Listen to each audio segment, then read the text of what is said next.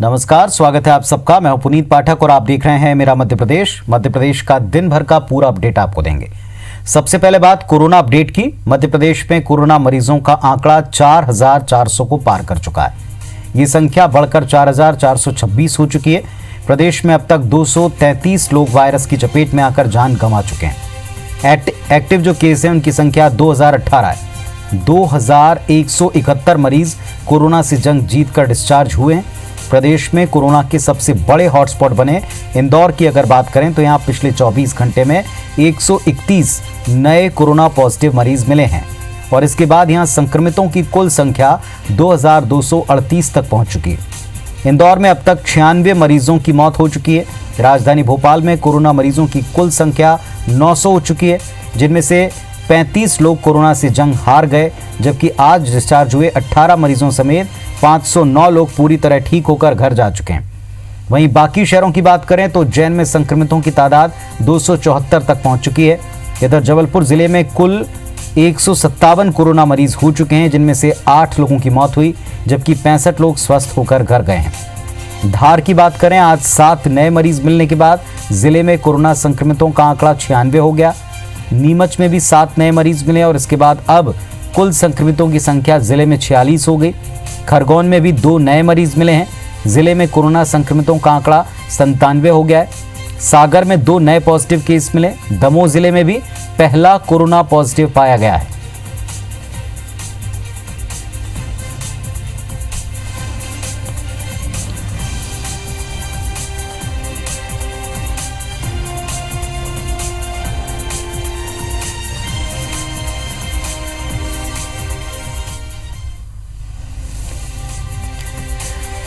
तो ये corona metre के जरिए भी जरा देखें मध्य प्रदेश की स्थिति। 4400 के ऊपर ये स्थिति पहुंच चुकी है। 4,426 केस अब तक सामने आए हैं। 2,171 लोग ठीक हुए हैं, लेकिन 237 ने दम तोड़ा है इस बीमारी के चलते।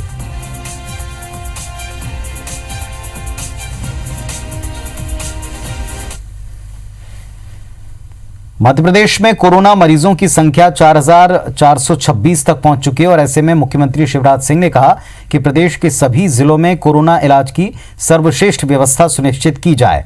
हर मरीज को स्वस्थ करके उसके घर भिजवाना है। मुख्यमंत्री ने कहा अस्पताल में सभी जरूरी इंतजाम हो, पूरी सावधानी के साथ पूरे प्रोटोकॉल्स का पालन करते हुए इलाज किया जाए। सीएम ने कहा संक्रमित क्षेत्रों में लॉकडाउन का सख्ती से पालन करवाया जाए। मुख्यमंत्री शिवराज सिंह चौहान कोरोना को लेकर इंदौर जिले की समीक्षा कर रहे थे। उन्होंने कहा कि इंदौर में कोरोना नियंत्रण की दिशा में सराहनीय कार्य हुआ। आगे भी पूरी सजगता और सावधानी से इसे जारी रखा जाए। झाबुआ जिले की समीक्षा के दौरान सीएम ने निर्देश दिया कि जिले में कोरोना संक्रमण बढ़ने न दिया जाए। सीएम शिवराज ने गेहूं उपार्जन के उत्कृष्ट कार्य के लिए सभी संबंधितों की सराहना की।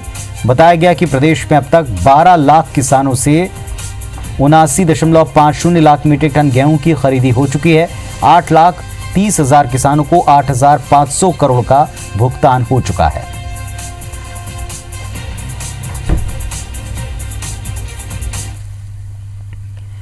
ग्वालियर में कोरोना संक्रमित मरीज का इलाज करने पर स्वास्थ्य विभाग ने एक निजी अस्पताल को सील कर दिया। अब अस्पताल में ओपीडी नहीं चलेगी। जो मरीज भर्ती हैं केवल वो ही निगरानी में रहेंगे। अस्पताल के 16 कर्मचारियों को भी क्वारंटीन किया, जिसमें 3 डॉक्टर भी शामिल हैं। दरअसल ग्वालियर के एक निजी अस्पताल में कुछ दिन पहले एक महिला इलाज कराने आई थी। वो अस्पताल में कुछ दिन भर्ती थी। इसके बाद यहां से छुट्टी करवाकर वो एमएच अस्पताल गई और फिर वहां से लखनऊ मिलिट्री हॉस्पिटल में इलाज कराने गई। इलाज के दौरान उसकी कोरोना सैंपल रिपोर्ट पॉजिटिव आ गई।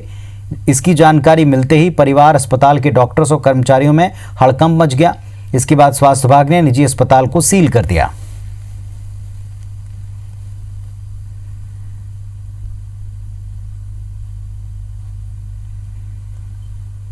8 से 11 तारीख तक एक महिला भर्ती रही थी, जो 2 दिन आईसीयू में रही और 2-3 दिन उनके जनरल वार्ड में रही थी। उसके बाद 11 तारीख को इसने ये मिलिट्री था, इसका बेटा मिलिट्री में है, वो इसको एमएच ले गया था वहाँ से 11 तारीख को लेकर के, मगर एमएच वालों ने उसको तत्काल ही इनका जो हायर सेंटर है लखनऊ रेफ़र कर दिया था। वहाँ सैंपल हुआ, वो रिपोर्ट आई पॉजिटिव, कोरोना पॉजिटिव आया। अतः वहाँ से हमें इन्फॉर्मेशन मिली कि इस तरह से यहाँ भर्ती रही थी, तो हमने इसके प्रिकॉशनरी लेते हुए उस हॉस्पिटल को सैनिटाइज करवाएंगे अभी और क्वारंटीन किया हुआ है। मध्य प्रदेश पे कोरोना के नियम कायदे केवल आम लोगों पर ही लागू हैं, जनप्रतिनिधियों पर लगता नहीं कि ये काम करते हैं। ऐसा इसलिए कह रहे हैं क्योंकि ज्योतिरादित्य सिंधिया गुट के पूर्व मंत्री कोरोना के दौर में लगातार ग्वालियर से भोपाल, भोपाल से ग्वालियर चक्कर लगा रहे हैं। इसके बाद सरकारी बैठकों से लेकर लोगों से मेलजोल, मेल मुलाकातें, सब कुछ लगातार यथावत चल रहा है। बावजूद इसके प्रशासन की तरफ से इन्हें कोई हिदायत नहीं दी जा रही। भोपाल, ग्वालियर दोनों जिले रेड जोन में हैं। ऐसे में अगर कोई आम व्यक्ति इन हॉटस्पॉट वाले शहरों से आता है तो प्रशासन फौरन उनको क्वारंटाइन कर देता है। ऐसे दोहरे मापदंड पर कांग्रेस ने सवाल उठाए हैं, प्रशासन से कार्रवाई की मांग की है। बीजेपी का कहना है कि ये अधिकार प्रशासन का है, किसे क्वारंटाइन करना है, किसे नहीं। पिछली सरकार की मंत्री इमरती देवी लगातार ग्वालियर से भोपाल के दौरे कर रही हैं। इस दौरान वो मंत्री बनाए जाने को लेकर सीएम और गृह मंत्री से मुलाकात भी कर चुकी हैं। लॉकडाउन की जो नियम और शर्तें हैं उसकी लगातार धज्जियां उड़ा रहे हैं और जनता पर पुलिस उन लॉकडाउन के नियमों को सख्ती से पालन करा रही है, लेकिन भाजपा के नेताओं पर नहीं। क्वारंटाइन वाले मामले में भी हम पहले शिकायत कर चुके हैं एक बार, लेकिन प्रशासन चूंकि मौन बैठा हुआ है। मेरी जानकारी तो ऐसा नेता नहीं है कि इसका कोई, अगर ऐसी बात है तो प्रशासन ने इधर ध्यान देना चाहिए। बात आपकी सही है। कोई भी जो आए उसको पर्याप्त उसके मतलब जांच की, अगर आवश्यकता हो तो उसके आइसोलेशन की, आवश्यकता हो तो क्वारंटाइन की व्यवस्था होनी चाहिए। इस बात से मैं सहमत हूँ। भोपाल में आज मंत्रियों के समूह की बैठक में राजस्व बढ़ाने पर बात हुई है। बैठक को लेकर जानकारी देते हुए स्वास्थ्य मंत्री नरोत्तम मिश्रा ने कहा कि वर्ष 2019-20 की जमीन रजिस्ट्री की गाइडलाइन अब 30 जून 2020 तक रहेगी। साथ ही रजिस्ट्री में जमीन पर 5% और मकान पर 15% की छूट देने का सुझाव भी आया है। ये रिपोर्ट आज सीएम को सौंपी गई। इधर कोरोना को लेकर मंत्री नरोत्तम मिश्रा ने आशंका जताई कि बाहर से आ रहे मजदूरों के कारण कोरोना में एक जंप आ सकता है। उन्होंने बताया कि बैठक में कोरोना को लेकर इंदौर और झाबुआ जिले की समीक्षा प्रमुख तौर पर की गई। मिश्रा ने बताया कि कोरोना की जांच का दायरा बढ़ रहा है, जिसमें पॉजिटिव मरीजों की संख्या कम मिल रही है। अच्छी बात यह कि कई जिले अब कोरोना मुक्त हो रहे हैं क्योंकि वहां कई दिनों से कोई नया मरीज नहीं मिला है।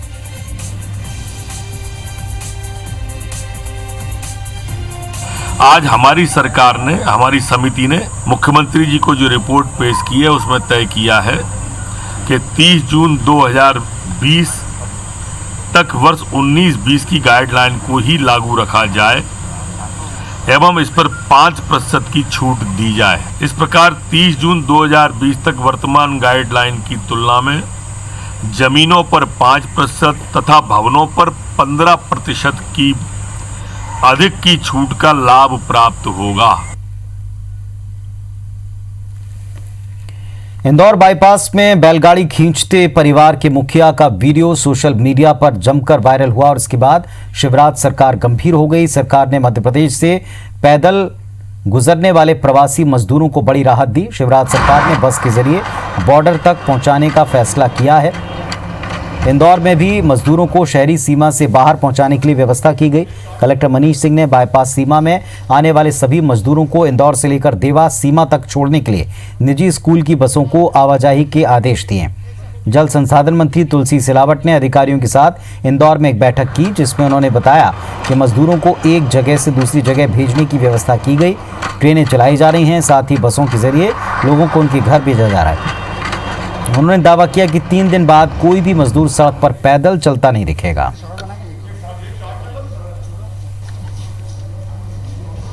विश्वास दिलाता हूँ कि 3 दिन के अंदर, 3 या 5 दिन के अंदर कोई भी मजदूर पैदल नहीं दिखेगा, सड़क पर नहीं दिखेगा, सड़क पे नहीं दिखेगा। ये हमारी कोशिश रहेगी, ये प्रयास कर, हम वचनबद्ध हैं, कटिबद्ध हैं। ऑलरेडी बसों से जा चुके हैं पहले, और ये हम लोग देख रहे हैं अगर 1500 की फिगर हो जाता है कहीं का भी तो हम लोग ट्रेन की शेड्यूलिंग करा लेंगे, उसमें कोई इशू नहीं है। कई संचालकों ने ये इच्छा जाहिर की थी कि हम बस चलाने में तैयार हैं, परमिट का एग्जम्पशन दिया जाए, तो उनको डिजास्टर मैनेजमेंट एक्ट और एपिडेमिक डिजीज एक्ट में आदेश जारी करके उनको एग्जम्पशन दिया है उसमें।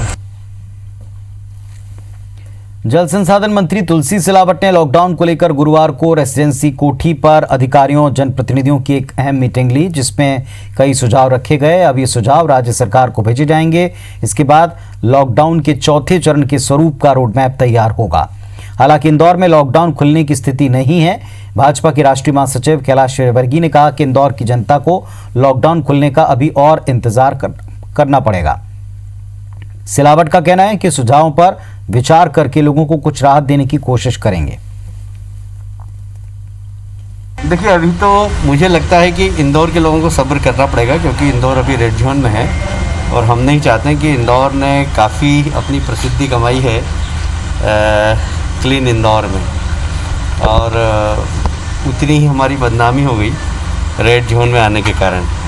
हम ज़ीरो कोरोना इंदौर को करेंगे जब तक सब लोगों को संघर्ष करना है, धैर्य रखना है। कि मध्य प्रदेश की सरकार, मुख्यमंत्री अपने सारे जनप्रतिनिधियों के साथ, सांसद के साथ, विधायक के साथ, समाज सेवी के साथ, जनपद, जिला पंचायत सबसे चर्चा कर समाज सेवी से एक भावना उनकी क्या थी लॉकडाउन के संबंध में, इन सबके विचार, इनके सबके निचोड़ अभी आज ले लिए गए हैं।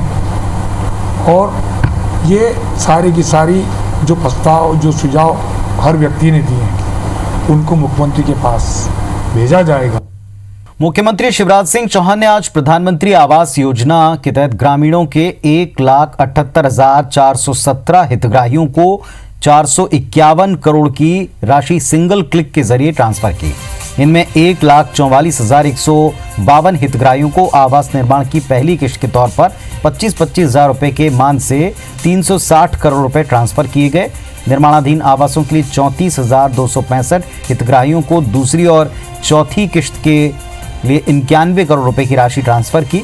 मुख्यमंत्री ने हितग्राहियों से वीडियो कॉन्फ्रेंसिंग के जरिए बातचीत की। इस दौरान कहा कि एक पक्का मकान हर व्यक्ति का सपना होता है, जिसको पूरा करने प्रधानमंत्री आवास योजना चलाई जा रही है। 60% राशि केंद्र, 40% राशि राज्य सरकारें वहन कर रही हैं।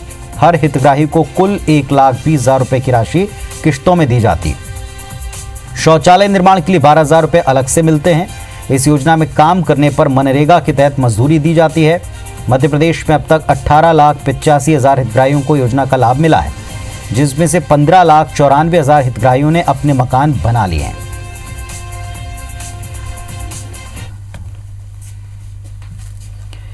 मुख्यमंत्री शिवराज सिंह चौहान ने मंडी अधिनियम के संशोधित प्रावधानों को लागू करने के संबंध में मंत्रालय में बैठक ली, जिसमें स्पष्ट कहा कि किसानों को उनकी फसल का सही दाम दिलाना सरकार की पहली प्राथमिकता है। निजी क्षेत्र में मंडी और क्रय केंद्र शुरू होने से प्रतिस्पर्धा का माहौल बना। इसका सीधा फायदा किसानों को होगा, साथ ही बिचौलियों के खात्मे में मदद मिलेगी। किसानों को अपनी फसल बेचने के लिए विकल्प मिल सकेंगे। बैठक को संबोधित करते हुए मुख्यमंत्री ने बताया, किसानों के हित में मंडी अधिनियम और नियमों में किए गए बदलावों से किसानों को उनकी उपज का ज्यादा से ज्यादा दाम दिलवाने में मदद मिलेगी। कृषि मंत्री कमल पटेल ने कहा, सौदा पत्रक की व्यवस्था किसानों के लिए फायदेमंद है, लेकिन वो इस बात का ध्यान रखें कि अपनी फसल कम दाम पर और उधार में न बेचें।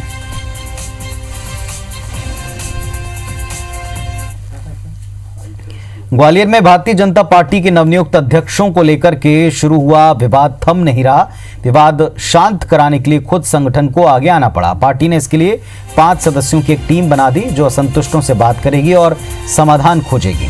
मुख्यमंत्री शिवराज सिंह चौहान, केंद्रीय मंत्री नरेंद्र सिंह तोमर, संगठन महामंत्री सुहास भगत, प्रदेश प्रभारी विनय सहस्त्रबुद्धे और प्रदेश अध्यक्ष वीडी शर्मा इसके कमेटी के सदस्य हैं। असंतुष्टों ने संगठन से कहा कि पार्टी के वरिष्ठों की आम सहमति से किसी को भी अध्यक्ष बना दिया जाए, लेकिन ग्वालियर में कमल माखीजानी के नेतृत्व में काम नहीं किया जाएगा।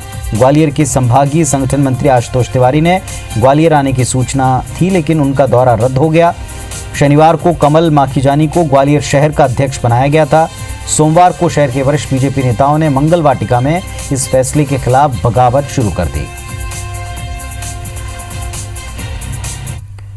बीती कांग्रेस सरकार के कार्यकाल की जांच कराने के लिए बीजेपी नेताओं के बयान पर प्रदेश के पूर्व वित्त मंत्री तरुण भनोट ने पलटवार किया है। भनोट ने तंज कसते हुए कहा कि मौजूदा सरकार को कमलनाथ सरकार के सिर्फ एक फैसले की नहीं, बल्कि उन तमाम फैसलों की जांच करवाना चाहिए जो उसने जनहित में उठाए हैं। पूर्व वित्त मंत्री ने किसान कर्ज माफी से लेकर मुख्यमंत्री कन्यादान योजना, बिजली बिल की राशि में की गई कमी का जिक्र करते हुए अपने कार्यकाल की उपलब्धियां गिनाई हैं। उन्होंने शिवराज सरकार पर तंज कसते हुए कहा कि संक्रमण के दौरान जब उद्योग धंधे और फैक्ट्रियां बंद थीं, तो हजारों रुपए की वसूली के बिल भेजे जा रहे हैं। भनोट ने प्रदेश सरकार से इसकी जांच कराने की मांग की। 15 साल की जो माननीय की सरकार थी और 15 महीने की जो सरकार थी, इसके कंपैरिजन करके भी जांच करा ले, इसकी तुलना की भी एक जांच करा ले। आज हम देख रहे हैं कि बिजली के बिलों की लाइन लग रही है, लोग परेशान हो रहे हैं। आज जब आप सरकार में बैठे हैं, क्या बिजली के बिल आए उसकी तुलना कर लें। उद्योग धंधे बंद पड़े हैं, छोटे छोटे व्यापारी परेशान हैं, बिजली के बिल इनके पूरे आ रहे हैं, उसकी भी जांच करा ले कि ऐसा क्यों हो रहा है।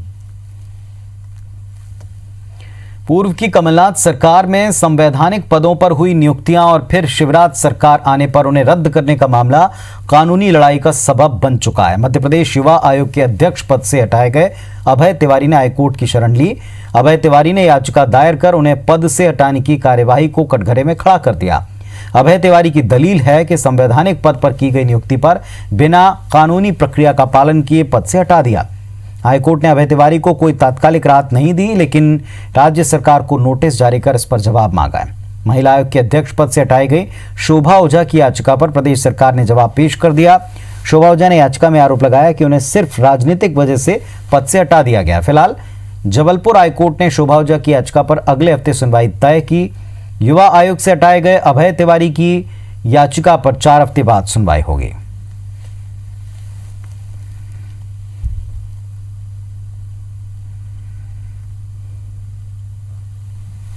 केस था वो था यूथ आयोग का। यूथ आयोग की 3 पिटीशन थी, 2 मेंबर्स की थी और एक अध्यक्ष श्री अभय तिवारी जी की थी।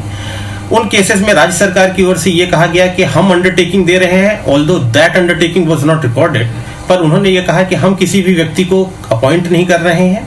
दूसरा, कोई भी ऐसी स्पोर्ट्स एक्टिविटीज नहीं हो रही है विगत अभी लॉकडाउन के चलते, इसलिए कोई भी ऐसी अर्जेंसी नहीं है। इस परिस्थिति को देखते हुए माननीय उच्च न्यायालय ने उसमें उन केसेस में भी ये कहते हुए कि चूंकि अभी कोई स्पोर्ट्स एक्टिविटीज नहीं हो रही है लॉकडाउन के चलते, इस कारण से उनकी सुनवाई जब कोई ऐसी आवश्यकता होगी तब की जाएगी और सुनवाई को उसको स्थगित कर दिया गया है। अच्छा, साथ में उन्होंने राज्य सरकार को नोटिस भी जारी किए हैं कि आप इस केस में अपने जवाब भी प्रस्तुत करें। जबलपुर में लॉकडाउन में पुलिस चौकसी का दावा उस वक्त झूठा साबित हो गया जब कंटेनमेंट एरिया में 2 पक्ष आपस में भिड़ गए। इस दौरान जमकर पथराव और मारपीट हुई।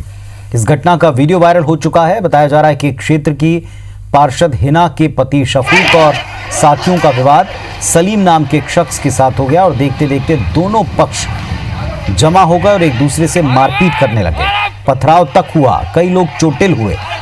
ये घटना गोहलपुर थाना क्षेत्र के 4 खंबा इलाके की। यहाँ 30 से ज्यादा कोरोना संक्रमित मिल चुके हैं। पुलिस ने इस क्षेत्र में पुख्ता सुरक्षा के दावे किए। बावजूद इसके ये तस्वीरें कई सवाल उठाती हैं, वो भी तब जब घटनास्थल से चंद कदम की दूरी पर पुलिस कैंप है। आधी रात को 1 घंटे चले इस बवाल के बाद मौके पर पुलिस पहुंची और जांच की बात कही।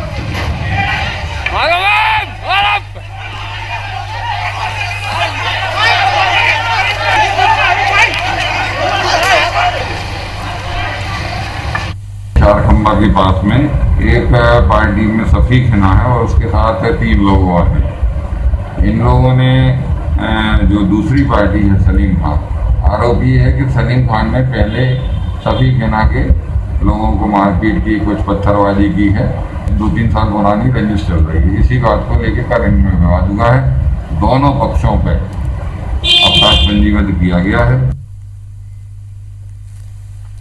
जबलपुर के खितौला थाना क्षेत्र की चोपड़ा पहाड़ी स्थित मंदिर में रहने वाले संत की लाश मिली। बताया जा रहा है कि मृतक संत 30 अप्रैल से लापता थे, जिनकी पहाड़ी के मंदिर से करीब 300 मीटर दूर झाड़ियों में क्षत विक्षत लाश मिली। कपड़ों और मालाओं से मृतक की पहचान हुई है।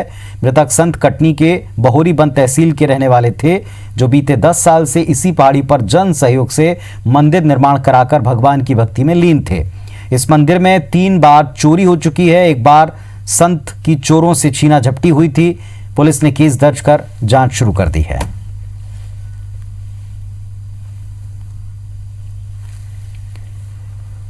लॉकडाउन के दरमियान कामकाज बंद होने और खाने पीने के लाले पड़ने के बाद देश भर में मजदूरों की घर वापसी का सिलसिला जारी। जिसको जो साधन मिल रहा है उस पर सवार होकर वो घर की तरफ लौट रहा है। कई पैदल घर का सफर कर रहे हैं, लेकिन इस दौरान कई हादसे भी हुए हैं जिसमें कई मजदूरों को अपनी जान गंवानी पड़ी। 3 हादसों की तकलीफ देने वाली खबरें और तस्वीरें आप तक पहुंचा रहे हैं। 12 मजदूरों की मौत, इसमें कुल मिलाकर हुई 77 लोग घायल हुए। पहली तस्वीर गुना की, जहां एक बस और ट्रक में आमने सामने की भिड़ंत हो गई। ट्रक सवार 9 मजदूरों की मौत हुई, जबकि 52 मजदूर घायल हो गए। ट्रक में ये सभी मजदूर मुंबई से उत्तर प्रदेश के उन्नाव और बरेली की तरफ जा रहे थे। घायलों का इलाज चल रहा है। शाहजहांपुर में मजदूरों से भरी एक वैन खड़े ट्रक में जा घुसी, 1 मजदूर की मौत हुई, 16 लोग घायल हो गए। वैन में सवार मजदूर महाराष्ट्र से उत्तर प्रदेश के गोंडा जा रहे थे। शाहजहांपुर में एक दूसरी घटना में मजदूरों से भरा एक वाहन खेत में घुस गया, 3 मजदूर इसमें घायल हो गए। शाहजहांपुर में एक और घटना में 2 ट्रकों में आमने सामने की भिड़ंत हो गई, 4 मजदूर घायल हो गए।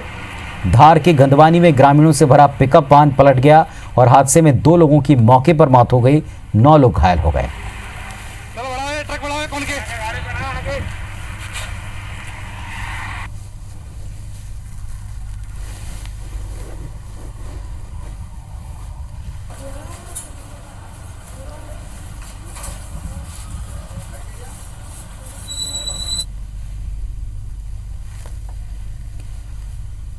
और भिंड से एक और खबर आपको बता दें, अपडेट है कोरोना को लेकर के। 2 और मरीज मिल गए भिंड में। भिंड जिले में कोरोना मरीजों का आंकड़ा बढ़कर 12 हो चुका है।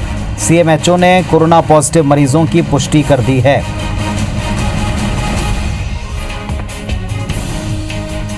तो एक और बड़ी खबर आपको बता दें, भिंड में 2 और कोरोना पॉजिटिव मरीज मिले हैं। सीएमएचओ ने इस बात की पुष्टि कर दी, आंकड़ा बढ़ चुका है। कोरोना पॉजिटिवों का आंकड़ा भिंड जिले में बढ़ने की जानकारी मिली। 12 मरीज अब तक हो चुके हैं भिंड जिले में।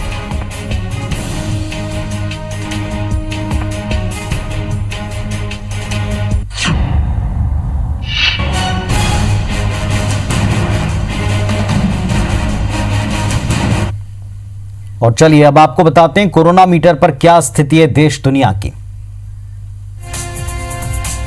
सारे विश्व में 44 लाख के पार आंकड़ा जा चुका है। 44,64,726 संक्रमित अब तक पाए गए हैं, जिनमें से मृत्यु का आंकड़ा भी अब 3 लाख के बेहद करीब है।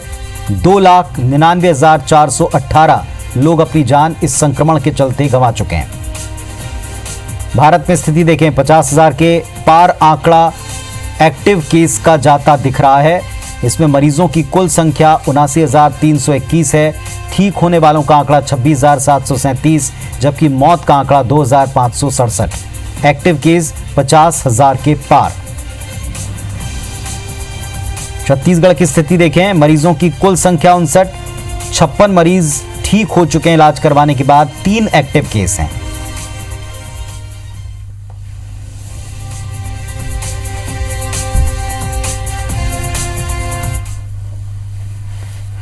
तो इस बुलेटिन में फिलहाल इतना ही। तमाम खबरों और अपडेट्स के लिए आप देखते रहिए IBC 24।